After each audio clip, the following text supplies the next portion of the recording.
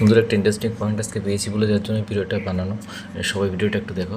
দেখো ইন্ডেক্সে এখানে দেখা যাচ্ছে যে এই যে পয়েন্টটা যেখান থেকে রিভার্সাল নিয়েছে, নিচে S5 ছিল, S5-এর থেকে উপর থেকে যে রিভার্সালটা নিয়েছে, এখানে এই ক্যান্ডেলটা কিন্তু স্ট্রং, দুটো ক্যান্ডেল মিলিয়ে স্ট্রং হয়েছে। কিন্তু এখানে আমরা যখনই কল সাইডের প্রিমিয়ামে দেখবো তখন দেখবো এই যে নেগেটিভ ক্যান্ডেল যেটা হয়েছিল, এই নেগেটিভ ক্যান্ডেলকে পরের যে ক্যান্ডেলগুলো তৈরি হয়েছে একটাও কিন্তু এনগ্যাপ করতে পারেনি।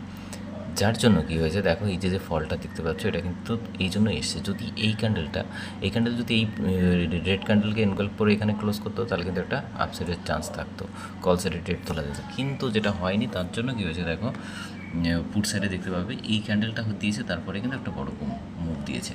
ওকে, তো এটাই হচ্ছে ব্যাপার যে যখন ইন্ডেক্সে যদি এনগ্যাপ করেও যদি মার্কেট ডাউন ট্রেন্ডে থাকে, সেই সময় যদি এরকম কোনো রেড ক্যান্ডেল হয়, তারপরে যে গ্রিন ক্যান্ডেল সেটা অবশ্যই আগের ক্যান্ডেলটাকে এনগ্যাপ করতে হবে, তবেই এন্ট্রি পাওয়া যাবে, না হলে পাওয়া যাবে না। দেখো এখানে কিন্তু অনেক ট্রেডারকে ফাঁসিয়ে কিন্তু এসএল নিয়ে পুট সাইডে মোমেন্টাম দিয়ে দিয়েছে। ওকে, তো এইটাই হচ্ছে ব্যাপার।